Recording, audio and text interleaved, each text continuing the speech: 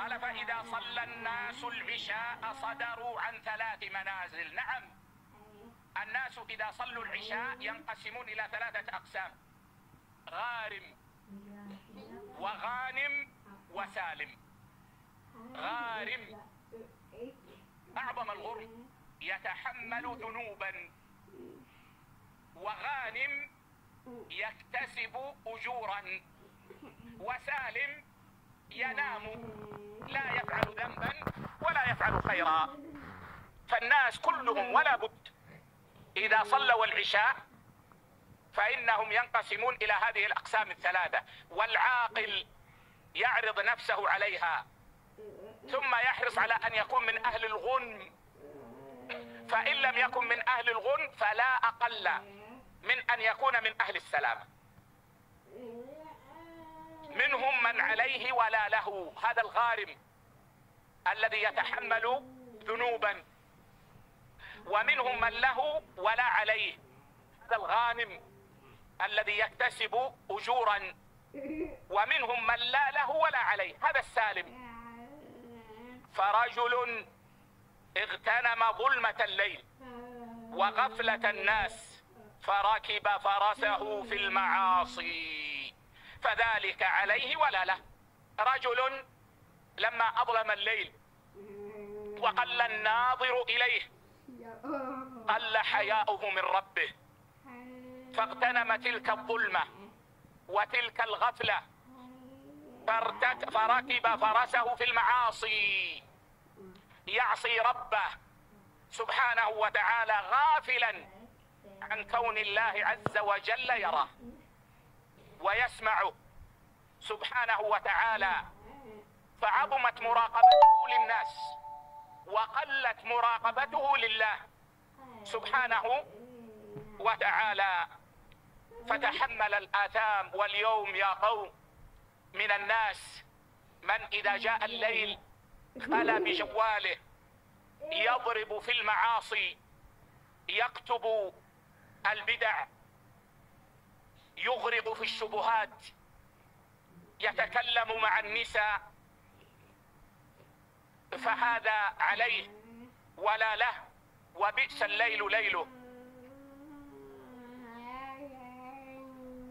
ومن له ولا عليه فرجل اغتنم ظلمة الليل وغفلة الناس فقام يصلي فذلك له ولا عليه. هذا الغانم الذي لما أظلم الليل وقل الناظر قام لله عز وجل، عظم إخلاصه لله، ما يهمه أن ينظر إليه الناس، بل اغتنم عدم نظر الناس، قام مخلصا لربه يصلي لله عز وجل. وقد ذكرت لكم مرارا وتكرارا أن من أسباب مضاعفة الثواب العمل في وقت الغفلة، أن تعمل في وقت الغفلة هذا أعظم للثواب. والليل وقت غفلة، وقت غفلة. من الناس من يغفل عن ذكر الله بالمعاصي، ومن الناس من يغفل عن ذكر الله بالنوم. فإذا قام الإنسان يصلي لله مخلصا لله فإن ثوابه يضاعف وأجره يضاعف. ومن له ولا عليه فرجل صلى أي العشاء ثم نام فذلك لا له ولا عليه، أي من ليله، أي من ليله، هذا سالم. وإلا فمعلوم أن فضل الله واسع، فالعبد لو صلى العشاء في جماعة ثم نام ثم صلى الفجر في جماعة كان كأنما قام الليل، هذا فضل الله واسع. لكن من جهة العمل هو في هذا سالم، لا أخذ شيئا عليه ولا عمل شيئا يثاب عليه. كذلك تقدم معنا يا إخوة أن الإنسان إذا نام وهو عاقد قلبه على أن يقوم ليصلي من الليل فنام حتى أصبح يكتب له ما نوى. لكن من جهة ذات العمل ما بين العشاء والفجر الإنسان إذا نام هو ما أتى بعمل في الحقيقة، فهو سالم، لا فعل شرا يحمل به وزرا ولا فعل خيرا يكتسب به ثوابا.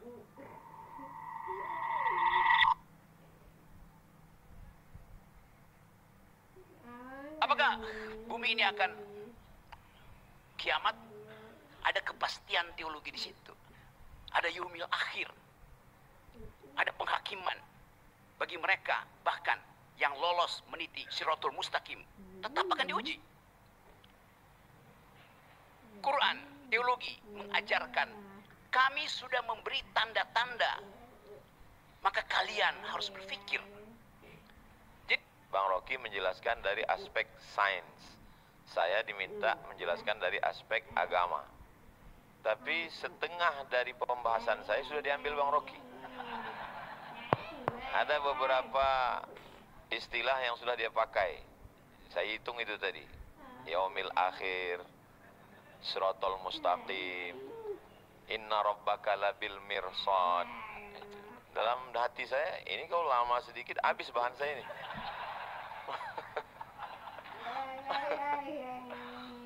Beberapa kali Allah Subhanahu wa Ta'ala duduk bersama kita dua tokoh dengan dua kutub, satu pemerhati lingkungan, filosof, sehingga kita akan berbicara Bang Rocky bagaimana manusia dengan alam dan bagaimana filsafatnya kok bisa kita mesti jaga alam Bang Rocky.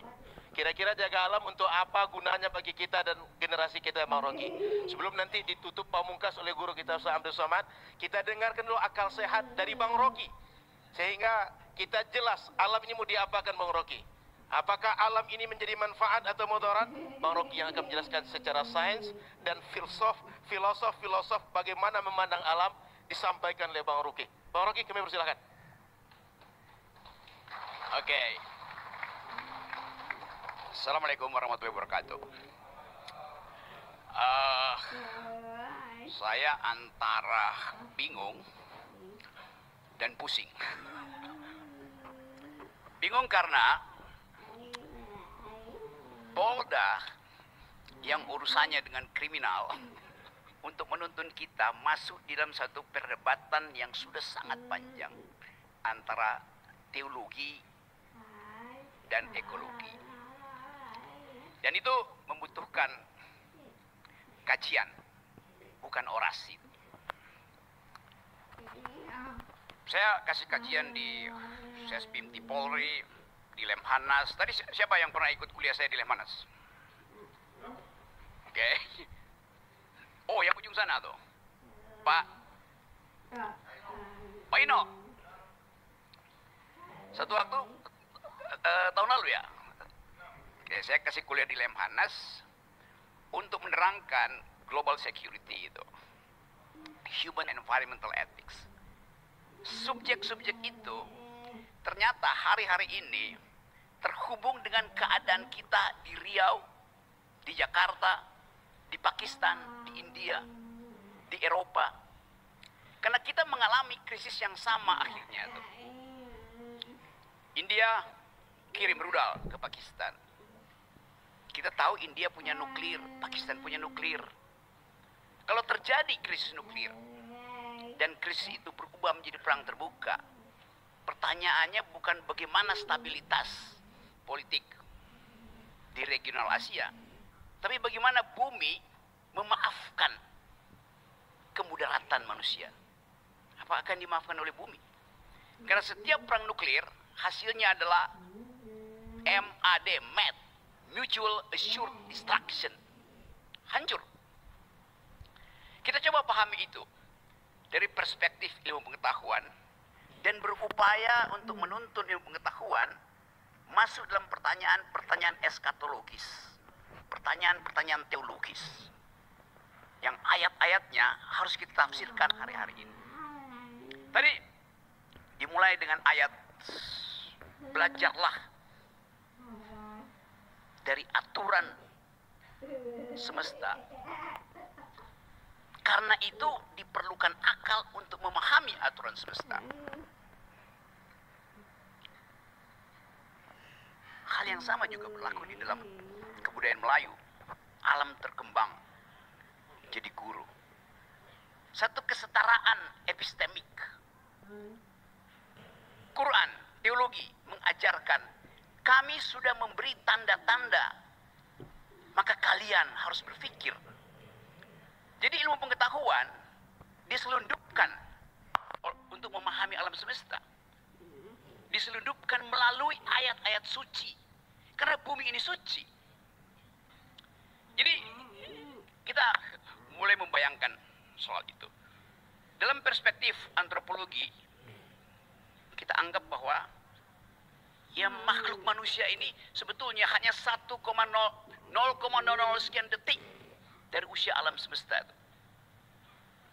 Usia kita mungkin baru 100 juta tahun yang lalu. Atau bahkan lebih mundur lagi. Karena catatan yang kita ketahui tentang manusia itu hanya ditulis di dalam kitab-kitab suci itu. Quran, Bible, Veda. Jadi kitab suci mencatat kehidupan manusia sekaligus peran manusia di dalam merawat atau merusak alam. Apakah bumi ini akan kiamat? Ada kepastian teologi di situ. Ada yaumil akhir. Ada penghakiman bagi mereka bahkan yang lolos meniti Shiratul Mustaqim tetap akan diuji. Jadi kalau kita katakan bumi akan kiamat, dunia akan kiamat, dari segi teologi kita sedang menuju ke situ. Akan. Tapi dari segi ilmu pengetahuan, bumi ini memang pernah kiamat. Ketika supernova itu meledak, kira-kira 4-5 miliar tahun yang lalu, pecahannya jadi matahari, sebagian pecahannya jadi bumi. Jadi ilmu pengetahuan hanya mampu untuk menerangkan bahwa dunia sudah pernah kiamat, satu peristiwa kosmologi. Ketika sebuah bintang yang namanya supernova itu meledak, dan kita di bumi menerima ledakan itu sebagai rahmat. Karena dengan ledakan itu terbentuk alam semesta baru. Indonesia penggalan dari ledakan itu yang terjadi 4,5 miliar tahun yang lalu. Sekarang kita membayangkan satu kondisi bahwa yang dirawat oleh bumi selama 4,5 miliar tahun itu sekarang mulai disebut sebagai potensi kerusakan ekologis jilid 12, 13 seterusnya. Tapi apakah bumi mampu memperbaiki dirinya? Tanda-tanda itu ada. Kalau kita membaca cara memperbaiki bumi seperti yang difatwakan di dalam Quran, pakai otak. Doa dan otak. Kita lihat jumlah kerusakan yang dibuat manusia